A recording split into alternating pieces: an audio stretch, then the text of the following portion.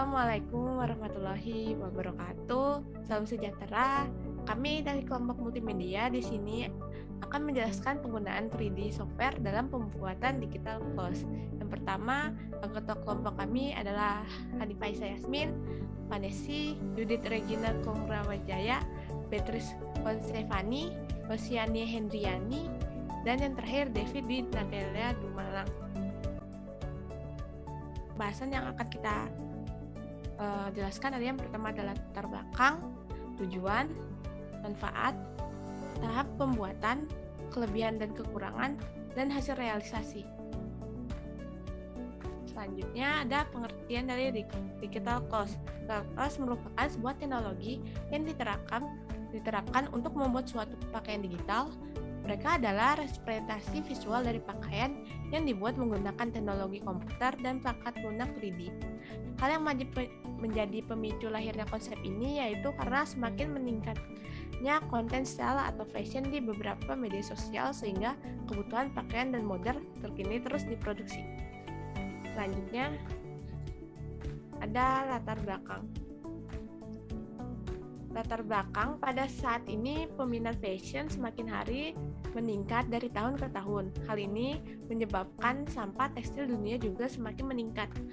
Banyak pekerja desain yang mulai mengadaptasi konsep pembuatan baju secara digital untuk mengurangi sampah dan meningkatkan kinerja penggunaan media digital untuk memudahkan pekerjaan desain agar dapat lebih cepat dan mudah untuk melakukan pekerjaannya.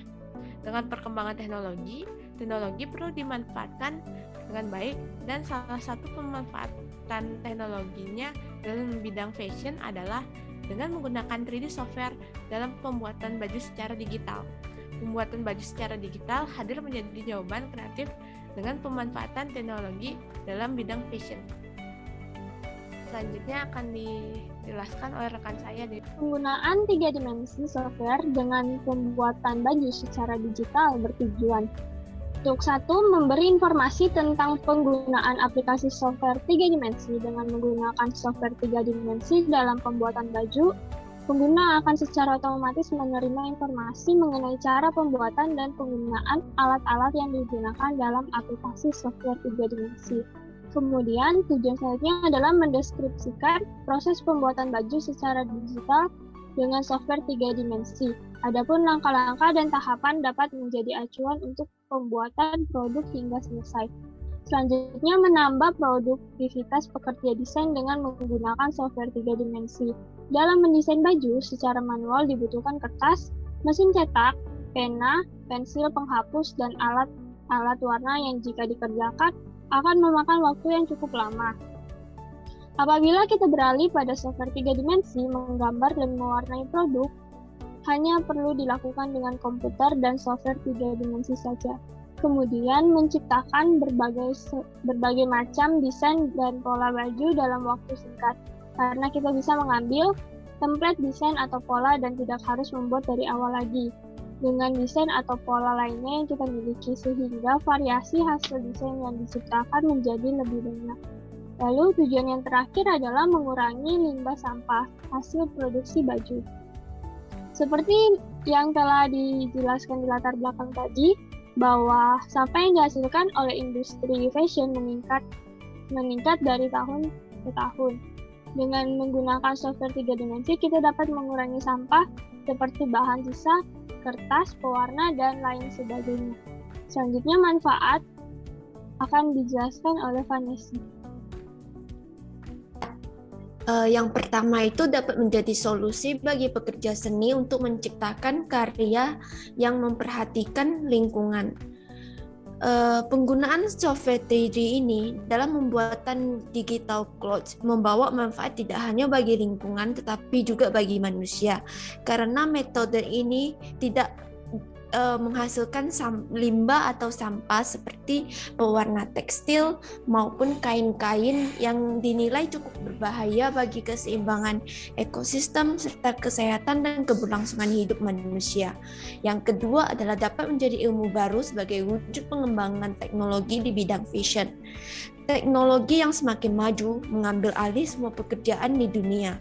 kita harus melakukan pembaharuan dan inovasi dalam sistem kerja supaya tidak ketinggalan dan juga dapat mencukupi kebutuhan masyarakat. Dan yang ketiga adalah dapat menjadi lapangan pekerjaan baru bagi pekerja seni. Fashion Illustrator 3D ini dapat menjadi sebuah profesi yang ramai dicari dan peminatnya semakin dan kebutuhannya semakin meningkat. Untuk itu, hal tersebut merupakan salah satu manfaat dari adanya software 3D ini. Lapangan pekerjaan itu dapat terbuka dan semakin banyak yang datang dan dapat dicoba oleh beberapa pekerja seni untuk meningkatkan ekonomi serta meningkatkan kemampuan berinovasi. Dan yang keempat adalah dapat menjadi gambaran nyata dari hasil produk akhir yang akan dibuat. Dengan adanya aplikasi software ini, kita dapat melihat tampak desain dari depan, belakang, kiri, dan kanan hanya dalam sekali buat, sehingga hal ini menjadi sebuah kemudahan bagi pekerja seni.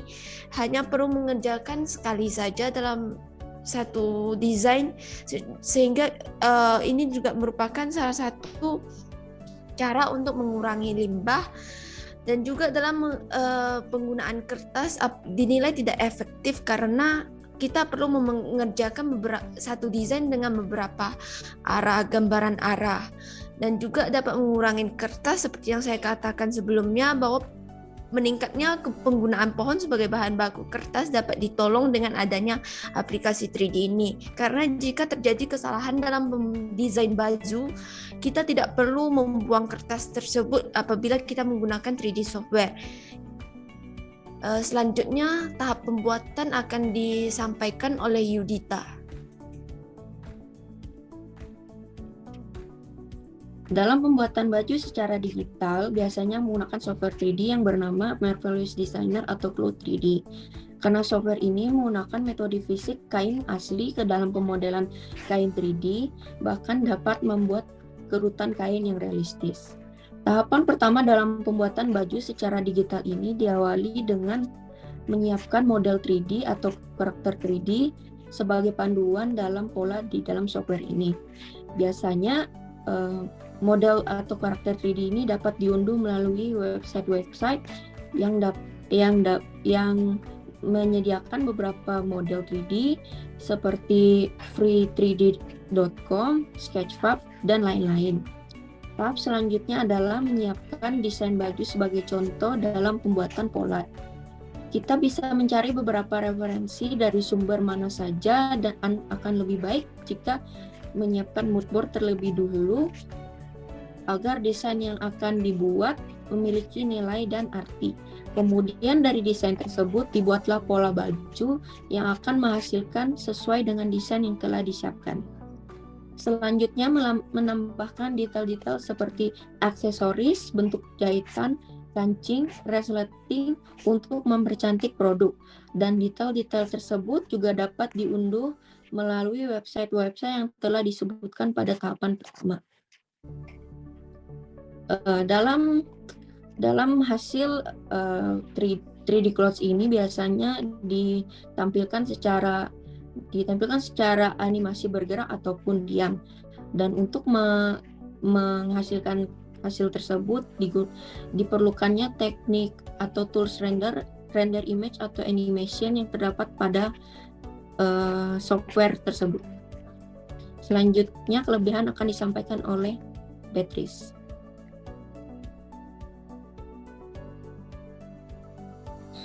Baiklah, saya akan menjelaskan kelebihan. Yang pertama, pola digital lebih cepat dari menggunakan manual.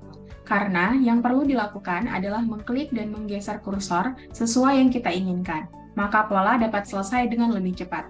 Yang kedua, digital clothes dapat dijual sebagai NFT atau non-fungible. NFT sendiri adalah aset digital yang satu-satunya dimiliki oleh Anda. Sebagian besar NFT menggunakan teknologi blockchain Ethereum untuk merekam transaksi di dalamnya. NFT mewakili barang berharga atau unik dengan nilai tukar yang tidak bisa diganti. Yang ketiga, pola yang dihasilkan bisa sangat detail. Karena dibantu oleh teknologi, maka pola yang dihasilkan dapat lebih bagus, detail, dan presisi. Yang keempat, tidak perlu mengeluarkan biaya yang banyak. Biaya yang perlu dikeluarkan hanya untuk pembelian aplikasi di awal pemakaian saja. Selanjutnya adalah kekurangan yang akan disampaikan oleh Yosian.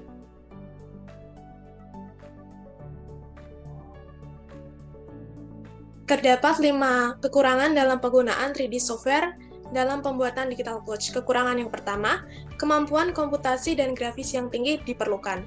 Untuk menggunakan software serta untuk menjalankan tools dan sistem yang ada, untuk itu diperlukannya pembelajaran terkait software 3D yang digunakan. Kekurangan yang kedua, pemakaiannya cukup rumit, karena harus belajar dulu dan juga untuk memakainya diperlukan skill dan pengalaman yang memadai. Kekurangan yang ketiga, tidak mudah bagi orang awam untuk mendesain 3D, apalagi yang tidak pernah menggunakan software mendesain 2D, itu akan lebih sulit dibandingkan dengan orang yang pernah menggunakan software 2D dan mau belajar menggunakan 3D itu akan lebih mudah. Kekurangan yang keempat, sistem antarmuka yang rumit. Bagi pemula dalam pemakaiannya, sehingga banyak yang tidak bisa melakukan migrasi ke software 3D. Kekurangan yang kelima, memerlukannya perangkat komputer atau laptop dengan spesifikasi yang tinggi untuk menjalankan program 3D software yang berat. Selanjutnya, kita akan menonton video hasil realisasi penggunaan 3D software dalam pembuatan digital coach.